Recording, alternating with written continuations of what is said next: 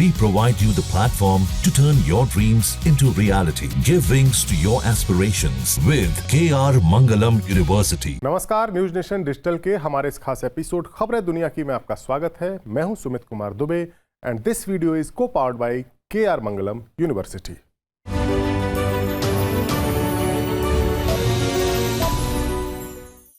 क्या संदेश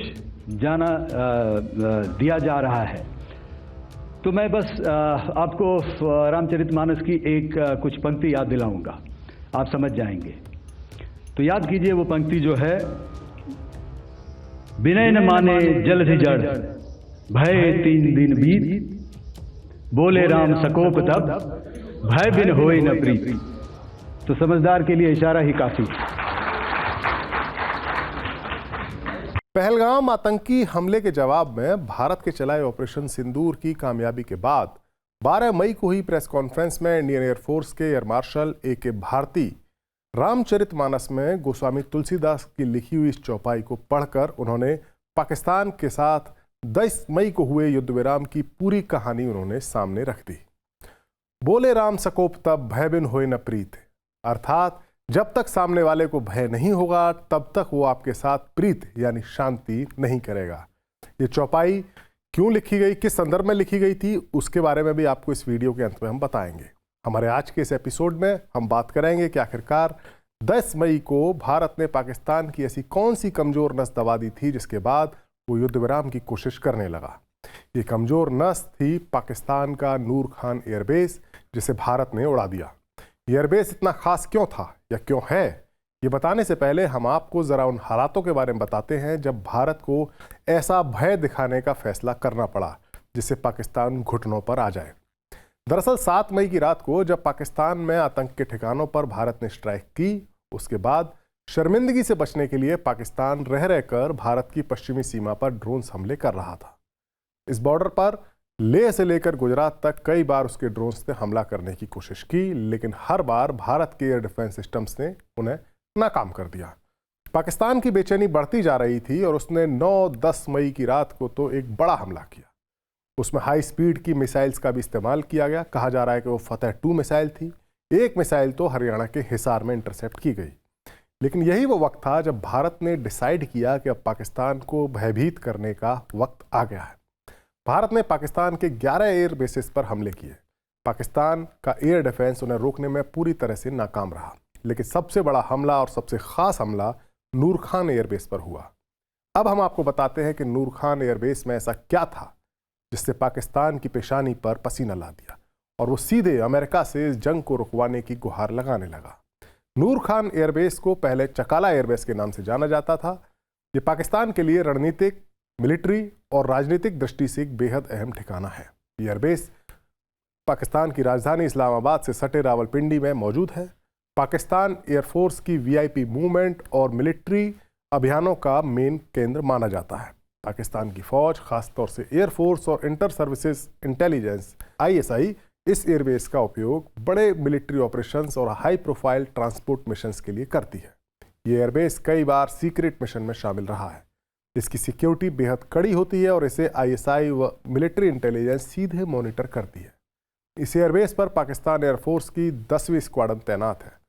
हालांकि भारत के इस मिसाइल हमले ने उसकी सुरक्षा की सारी पोल खोल कर रख दी और पूरी सुरक्षा धरी की धरी रह गई। और इस हमले में पाकिस्तान के कई फाइटर जेट्स के भी नुकसान होने की खबर है। पाकिस्तान की लंबी दूरी तक हमला करने वाली मिसाइलों का बेस भी यही नूर खान एयरबेस के पास है। भारत ने इस एयरबेस पर हमला करके पाकिस्तान की लंबी दूरी तक मार करने की क्षमता को भी बेअसर किया। इसके अलावा ये एयरबेस पाकिस्तान एयरफोर्स के हवा में ही रिफ्यूलिंग करने वाले विमानों का भी केंद्र है। इसके नष्ट होने का अर्थ है कि भारत के साथ तनाव के दौरान पाकिस्तानी एयरफोर्स के ऑपरेशंस प्रभावित हो जाते या हो गए। ये बेस पाकिस्तान के टोही मिशन यानी जासूसी मिशन और लंबी दूरी की मिसाइलों के संचालन का सेंटर है, जो हमने बताया। और सबसे खास बात यह है कि एयरबेस पाकिस्तान की स्ट्रेटेजिक प्लान्स डिवीजन यानी SPD और नेशनल कमांड अथॉरिटी यानी NCA के हेडक्वार्टर के बेहद करीब है। नूर खान एयरबेस पाकिस्तान एयरफोर्स के ट्रांसपोर्ट और लड़ाकू विमानों का होम बेस है। 1965 की जंग में पाकिस्तान ने इसी एयरबेस से 3 C-130B ट्रांसपोर्ट एयरक्राफ्ट से पैरा कमांडोज को भारत के एयर स्पेस में उतारा था या भारत की धरती पर उतारा था। बड़ी बात यह है कि उसमें सिर्फ 20 कमांडो ही जिंदा वापस लौटे थे। खैर, ये तो इतिहास की बात है। वर्तमान में इस बेस पर पाकिस्तानी वायुसेना के स्क्वाड्रन नंबर 6, 10, 12 और 41 तैनात है। ये बेस C-130 हरकुलस और ISR यानी इंटेलिजेंस सर्विसेज रिकॉनेंस प्लेटफॉर्म जैसे विमानों की मेजबानी के लिए भी जाना जाता है। नूर खान एयरबेस मूल रूप से RAF चकलाला के रूप में स्थापित किया गया था। इससे पहले PAF बेस चकलाला के रूप में जाना जाता था।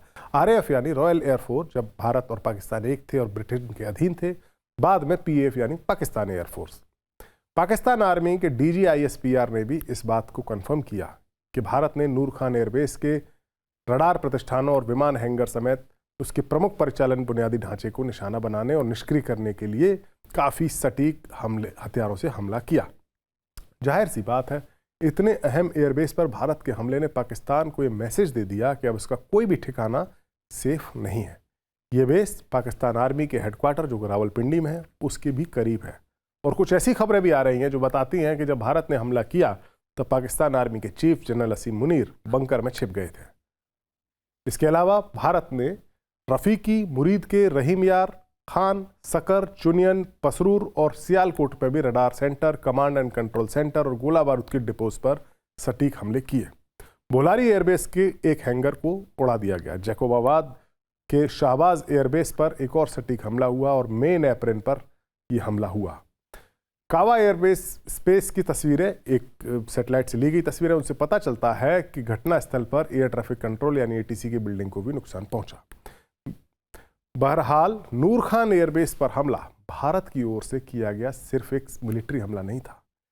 इसे पाकिस्तान की रक्षा नीति, उसकी खुफिया तंत्र और इंटरनेशनल इमेज, आंतरिक मनोबल पर एक बड़ा आघात के रूप में ये लगा।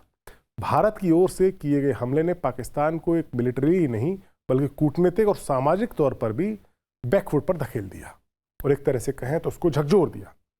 भारत के हमलों ने जब ये नुकसान किया तो उनको रुकवाने के लिए पाकिस्तान डेस्परेटली अमेरिका से गुहार लगाने लगा। इस विवाद के शुरू होने के बाद से ही अमेरिकी प्रेसिडेंट डोनाल्ड ट्रंप और वहाँ के वाइस प्रेसिडेंट JD वेंस दोनों ने अलग अलग बयानों में कहा था कि अमेरिका इस मसले में दखल नहीं देगा और दोनों मुल्क आपस में इसको सुलझा लें। लेकिन पाकिस्तान की ओर से लगातार आ रही रिक्वेस्ट के चलते उनका रुख बदला और JD वेंस ने PM मोदी से बात भी की। खबर है कि PM मोदी ने पाकिस्तान के साथ तनाव करने के लिए समझौते की बातचीत की चर्चा के दौरान America vice president JD Vance से कहा कि अगर पाकिस्तान ने भारत पर हमला किया तो भारत जवाबी कार्रवाई करेगा और तगड़ी कार्रवाई करेगा। खबरों के मुताबिक भारत ने बातचीत के दौरान स्पष्ट किया कि अगर पाकिस्तान गोलीबारी नहीं करता तो भारत भी संयम बरतेगा। इससे भारत ने अपनी शर्तों पर पाकिस्तान के साथ सीज फायर किया और साफ कर दिया कि उकसावे की किसी भी कार्रवाई का उसी की जुबान में, उसी की भाषा में जवाब दिया जाएगा। इसके बाद 10 मई को पाकिस्तान के DGMO यानी director general of military operations ने भारत के DGMO से बात की और सीज फायर पर अंडरस्टैंडिंग बन गई। ये अंडरस्टैंडिंग उस भय की वजह से बनी जो भारत ने नूर खान एयरबेस पर हमला करके पाकिस्तान के जहन में पैदा किया था और जिस भय का जिक्र एयर मार्शल AK भारती ने अपनी प्रेस कॉन्फ्रेंस में रामचरितमानस की चौपाई सुनाकर किया था। इस चौपाई का प्रसंग कुछ इस तरह है कि जब भगवान श्री राम रावण की कैद से माता सीता को आज़ाद कराने के लिए लंका पर चढ़ाई करने के लिए पहुंचते हैं तो भारत और लंका के बीच में समुद्र था। समुद्र से रास्ता मांगने के लिए 3 दिन तक श्री राम विनय करते हैं लेकिन समुद्र रास्ता नहीं देता। फिर श्री राम अपने धनुष पर तीर चढ़ाकर समुद्र को सुखाने की धमकी देते हैं और कहते हैं कि भय बिन होए न प्रीत, और भयभीत होकर समुद्र सामने आता है और पुल बनाने का तरीका बता देता है। उम्मीद है पाकिस्तान इस पूरे तनाव और नुकसान और रामचरितमानस की चौपाई से कुछ सबक सीखेगा। हमारा ये वीडियो आपको कैसा लगा? कमेंट सेक्शन में जाइए और अपनी राय हमें ज़रूर दीजिए। नमस्कार।